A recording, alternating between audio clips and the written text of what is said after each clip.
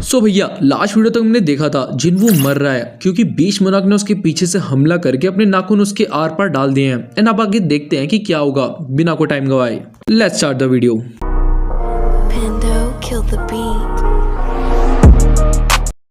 Chapter की starting में हम देखते हैं कि फ्रॉस्ट मोनाक अपना डैगर जिन्वू के चेस्ट में घुसाकर उससे कहता है अब देखते हैं कि तू पहले जैसा हील कर पाएगा कि नहीं। मेरे को डाउट है क्योंकि नो मैटर तू कितना भी स्ट्रांग हो तू फिर भी है तो एक इनकम्प्लीट मोनाक ही।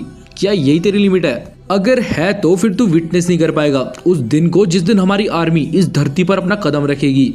और जब वो दिन आएगा हम लाशों के पहाड़ बिछा देंगे और खून की नदियां बहेंगी। तभी हम देखते हैं कि पूरी दुनिया इस स्पीच को सुन रही है और सब खौफ और डर में है। फ्रॉस्ट मोनाक आगे बोलते हुए कहता है पर मेरा एक डिफरेंट प्लान है इस कंट्री को लेकर जहां पर तूने जन्म लिया है। मैं इस कंट्री के हर एक इंसान को जमा दूंगा ताकि वो इटर्निटी तक सफर करे। वो हमेशा के लिए ऐसे बीइंग बन जाएंगे जो ना मरे हुए हैं और ना ही जिंदा हैं। तो अब आगे बढ़ और इस मौत से बच के दिखा। जिन्वू मन में कह रहा होता है थोड़ा सा और, बस थोड़ा और। पर तभी हम देखते हैं कि जिन्वू के सिस्टम में से एक मैसेज आता है कि उसकी HP 0 हो चुकी है। एंड यस जिन्वू यहाँ पर मर जाता है।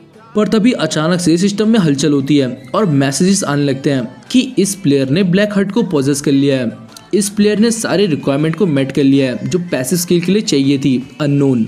तभी हम देखते हैं कि एक अननोन स्किल एक्टिवेट हो जाती है और जिन्वू वापस वहीं पहुंच जाता है जहां से ये सब की शुरुआत हुई थी, हॉस्पिटल में डबल डेंगन से आने के बाद। जिन्वू झटके में उठता है घबरा कर और वो अगल बगल देखते हुए कहता है क्या ये हॉस्पिटल में हूँ मैं और मैं जिंदा कैसे हूँ। तभी आगे हम देखते हैं कि वही सारी चीजें रिपीट होती हैं जो हम एपिसोड 3 से देखते हुए आ रहे हैं, सीजन 1 के स्टार्टिंग से। जिन्वू को भी थोड़ी देर बाद पता लग जाता है कि वो टाइम में वापस पीछे आ चुका है। बट हैरानी की बात यह है कि जिन्वू के पास अभी भी उसकी सारी पावर्स हैं और उसका लुक भी सेम है, इवन कमिश वाला डैगर तक है उसके पास। अब जिन्वू फटाफट वही सारी चीजें रिपीट करता है जो वो कर चुका है अभी तक सीजन 3 से लेकर। वो सीधा सबसे पहले अपनी रैंक चेक करवाने जाता है जहां पर उसकी माना रीडिंग को देखकर सब शॉक हो जाते हैं। और फिर उसके बाद जिन्वू सीधा मिस्टर गो के पास जाता है। आपको यहाँ पर बता दो कि सिर्फ जिन्वू ही टाइम में पीछे है, बाकी और कोई नहीं। तो बाकी किसी को भी अभी तक पता नहीं है कि जिन्वू है कौन। मिस्टर को यहाँ पर सरप्राइज हो जाता है जिन्वू के आने के बाद क्योंकि जिन्वू सीधा अपनी रैंक चेक करवा के सीधा यहीं पर आता है। जिन्वू जाते ही मिस्टर को ऑफर करते हुए कहता है कि वो अपने रेगुलेशन चेंज कर दे और उसे जेजू आइलैंड पर जाने दे, वो भी अकेले।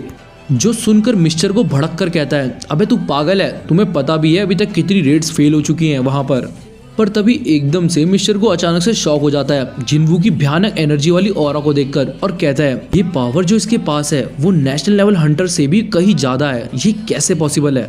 जिन्वू कहता है ये चीज सिर्फ मैं ही कर सकता हूँ तो ये मेरे पे छोड़ दो, मैं जेजू आइलैंड जाकर हर आंट को मार दूंगा। अब हम यहाँ पर ये भी देखते हैं कि सिस्टम बार बार एक ही नोटिस भेज रहा होता है जिन्वू को कि would you like to restart the world accept और डिक्लाइन वाला। अब यहीं पर आगे हम वही सेम चीजें देखते हैं जो हम एपिसोड 3 से देखते हुए आ रहे हैं। जिन्वू ये सारी चीजें दोबारा करता है बारी बारी और एट लास्ट वो दोबारा बेरू को भी अराइज कर देता है जेजू आइलैंड पर। यहाँ पर वो हल्का सा हंसते हुए कहता है बंद करो ये सब, और सीधा ऊपर देखते हुए चिल्लाता है मुझे पता है ये सब इल्यूजन है, सो बंद करो ये सब और मेरे सामने आओ। और कितनी देर तक छुपोगे तुम मुझसे। ये कहने के बाद ही फिर से जिन्वू के सिस्टम में हलचल मच जाती है और जिन्वू सीधा पहुंच जाता है शैडो ऑफ मोनाक के सामने। जिन्वू पूछता है क्या तुम ही द किंग ऑफ डेड हो? शैडो मोनाक कहता है तुम इसी दुनिया में रह सकते हो हमेशा के लिए अगर तुम चाहो तो, ये एक अच्छे सपने से कभी ना उठने जैसा होगा। जिन्वू वापस कहता है तुम चाहते हो कि मैं इस इल्यूजन में रहूं फंसा हुआ तुम्हारे बनाए हुए। शैडो मोनाक कहता है नहीं, मैं नहीं हूँ क्रिएटर इस वर्ल्ड का, जबकि तुम खुद हो इस वर्ल्ड के क्रिएटर। तुम्हारे गलतियां सुधारने वाले डिजायर्स और मेरी पावर्स के कॉम्बिनेशन से ये दुनिया क्रिएट हुई है। ये मेरा डोमेन है, यही इटर्नल स्लम्बर है, मतलब कभी ना खुलने वाली नींद। मैं तुझे बहुत टाइम से देख रहा था, जहां तक तू सोच भी नहीं सकता। इवन दो हमेशा मौत के दरवाजे पर ही रहता था तू, बाकी सबसे ज्यादा तू हमेशा से बचने के लिए डेस्परेट रहा है। मैं तेरे स्ट्रगल्स का रिवॉर्ड हूँ, तेरी रेजिस्टेंस का एविडेंस और दर्द का तोहफा भी। मैं ही मौत, इटर्नल स्लम्बर और आतंक हूँ। मैं तुम हूँ। मेरे डोमेन में जो तुम करना चाहते हो वो सब कुछ कर सकते हो। तुम मेरी हर चीज को अपना बना सकते हो, मेरी सारी पावर्स को ऑब्जर्व कर सकते हो। ऑल्दो ये तभी पॉसिबल है जब तक हम अपने डोमेन में हो। तुम्हारे पास एबिलिटी है इस दुनिया को क्रिएट और डिस्ट्रॉय करने की, ये एक ओमनीपोटेंट पावर है। जिन्वू वापस पूछता है तो तुम कह रहे हो कि हम दोनों सेम पावर को पोजेस करते हैं? शैडो मोनाक वापस कहता है मैंने बहुत लंबा टाइम वेट करा है तुमसे मिलने के लिए। मैं हूँ मोनाक ऑफ शैडोज, मौत का राजा और अंधकार का शासक। जिन्वू वापस पूछता है मैं ही क्यों? शैडो मोनाक कहता है मैं तुझे दिखाता हूँ क्यों। अब हम यहाँ देखते हैं कि शैडो मोनाक जिन्वू को सब कुछ दिखाने वाला है, शुरुआत से लेकर अंत तक का सब चीज। तभी हमारा सीन शिफ्ट होकर वापस रियल वर्ल्ड में आ जाता है, जहाँ पर सबको पता लग चुका है कि जिन्वू मर चुका है। ये देखकर सब हंटर्स की फटने लग जाती है। वो कहते हैं कि ये चीज इम्पॉसिबल है, इन बीस्ट को रोकना अब तो। तभी एक बिल्डिंग के ऊपर से एक हंटर पैनिक होकर अटैक करने का ट्राई करता है उन मोनाक्स पर, बट उसकी भी फट जाती है क्योंकि फ्रॉस्ट मोनाक सीधा उसकी तरफ देखता है पीछे मुड़कर। फिर तभी अचानक से जिन्वू का दिल धड़कने की आवाज आती है जो कि उसके ब्लैक हट की होती है। ये सुनकर फ्रॉस्ट मोनाक एकदम से शॉक होकर पीछे मुड़ते हुए कहता है ये कैसे पॉसिबल है, ये नहीं हो सकता। हम ट्रू किंग को पैदा नहीं होने दे सकते एक फेक बन के मरने के बाद। हमें ये रोकना पड़ेगा चाहे कुछ हो जाए। तभी वो दोनों एक साथ जिन्वू की तरफ हमला करने के लिए आगे बढ़ते हैं, पर अचानक से बीच में एक इंसान एंट्री मारता है जो कि और कोई नहीं जिन्वू का बाप है, जो उन्हें अपने अटैक से दूर उड़ाकर कहता है यहीं इसी जगह और इसी वक्त से कोई भी इस बच्चे को छुएगा भी नहीं। तभी यहीं से दोबारा हमारा सीन शिफ्ट होकर दूसरे वर्ल्ड में आ जाता है, जहाँ पर शैडो मोनाक हर चीज बताना स्टार्ट करते हुए कहता है कि जब कुछ नहीं एग्जिस्ट करता था तब उस टाइम पर सिर्फ लाइट और डार्कनेस ही होते थे। एब्सोल्यूट बीइंग ने इन सबको डिवाइड करा और कुछ को भेजा लाइट की तरफ जो मैसेंजर्स ऑफ गॉड बने, और दूसरी तरफ कुछ को भेजा डार्कनेस की तरफ जहाँ पर 8 मोनाक्स बने। मोनाक्स जो कि सिर्फ इस दुनिया को डिस्ट्रॉय करने के लिए पैदा हुए हैं, और दूसरी तरफ मैसेंजर्स ऑफ गॉड जो इस दुनिया को मेंटेन करने के लिए पैदा हुए हैं। अब यहाँ पर आगे हमें पता लगता है कि ये एक नेवर एंडिंग वॉर है। एक बार greatest fragment of brilliant light ने सुप्रीम बीइंग से पूछा था कि क्यों एब्सोल्यूट बीइंग इन सब बुरे कामों को रोक नहीं रहे हैं, क्यों वो उन सबकी चीखों की आवाज नहीं सुन पा रहे हैं जो बैटलफील्ड में मर रहे हैं उनके लिए। इन्हीं बातों को कहकर वो मैसेंजर एब्सोल्यूट बीइंग से स्ट्रेंथ मांगता है इन सब दुश्मनों को खत्म करने के लिए, पर एब्सोल्यूट बीइंग कुछ भी रिएक्ट नहीं करता है, ना ही रिस्पॉन्ड देता है। जिस चीज के बाद फ्रेगमेंट्स ऑफ ब्रिलियंट लाइट को समझ आ जाता है कि उनकी बैटल अगेंस्ट मोनाक एक एंटरटेनमेंट का सोर्स है एब्सोल्यूट बीइंग के लिए, और इसी वजह से एब्सोल्यूट बीइंग इस वॉर को खत्म नहीं करना चाहते हैं। सभी लोग एब्सोल्यूट बीइंग की पूजा करते हैं, सभी लोग युद्ध के दौरान रोते भी हैं एब्सोल्यूट बीइंग के लिए, सभी लोगों ने निष्ठा से कसम भी खाई है अपनी जानें गंवाने के लिए, वो भी एब्सोल्यूट बीइंग के लिए। पर इस चक्कर में बहुत सारे लोग मर रहे हैं। ये वॉर कभी खत्म नहीं होगी जब तक एब्सोल्यूट बीइंग जिंदा है, और यही चीज फ्रेगमेंट्स ऑफ ब्रिलियंट लाइट खत्म करना चाहता है अब, और वो अब एक रेबेलियन है। यहीं पर शैडो मोनार्क अपने पुराने सेल्फ पर उंगली करते हुए कहता है ये था मैं पहले, मैं भी मैसेंजर ऑफ गॉड था पहले जो इनके अगेंस्ट खड़ा हुआ, पर मैं हार गया एट लास्ट। उन्होंने मुझे मार डाला, पर उस टाइम मुझे लगा कि यही मेरा अंत है, बट जब मैंने अंधेरे में अपनी आंखें खोली तब मुझे पता लगा कि एब्सोल्यूट बीइंग ने मेरे अंदर कोई हिडन पावर छुपा रखी है। एंड इस चीज के बाद हमारा मैसेंजर ऑफ गॉड बन जाता है शैडो ऑफ मोनार्क, और वो अब खुद की आर्मी भी बना लेता है। हालांकि वो जब तक एब्सोल्यूट बीइंग को देखने पहुंचता तब तक बहुत देर हो चुकी थी। एब्सोल्यूट बीइंग मारा जाता है फ्रेगमेंट ऑफ ब्रिलियंट लाइट्स के हाथों से। अब इसके बाद वो सब बन जाते हैं रूलर्स, और फिर एक डिवाइस की हेल्प से जिसमें एब्सोल्यूट बीइंग की पावर्स थी वो लोग मोनाक्स पर अटैक करना जारी रखते हैं, और इसी के रिजल्ट में the king of giants the मोनाक ऑफ बिगिनिंग पकड़ा जाता है और पावर बैलेंस कोलैप्स हो जाती है। अब ये चीज मोनाक्स को भी पता लग चुकी होती है, तो इसी वजह से मैं मोनाक्स की तरफ चला जाता हूँ उनके साथ हाथ मिलाने, ताकि मैं रूलर्स को फेस कर पाऊँ, उनसे बदला ले पाऊँ। और फिर उस वक्त के बाद से मैंने बहुत लंबी लड़ाई लड़ी उन 9 मोनाक्स के साइड से as a Monank of shadows. फिर टाइम के साथ साथ मैं और पावरफुल होता गया, और एक टाइम पर मैं शोल्डर टू शोल्डर आ गया किंग ऑफ ड्रैगन के। रूलर्स के साथ साथ अब मोनाक्स भी मुझसे डरने लगे थे, और इवेंचुअली 2 मोनाक्स ने तो हाथ भी मिला लिए थे मुझे मारने के लिए, बट मेरे सामने कोई नहीं टिक पाया। उल्टा मोनाक ऑफ फैंग्स अपनी आर्मी को छोड़कर भाग गया, और फिर बैरन द मोनाक ऑफ व्हाइट फ्लेम्स और द किंग ऑफ डीमन को ये कीमत चुकानी पड़ी। एंड देन अब हम आसमान में देखते हैं कि उस जगह पर रूलर्स आ जाते हैं, पर वो आते ही सब मोनाक ऑफ शैडोज के सामने झुक जाते हैं और सरेंडर करते हुए माफी मांगते हैं और कहते हैं the greatest of fragment of brilliant light, अब कोई रीजन नहीं है कि आप हमसे लड़ो।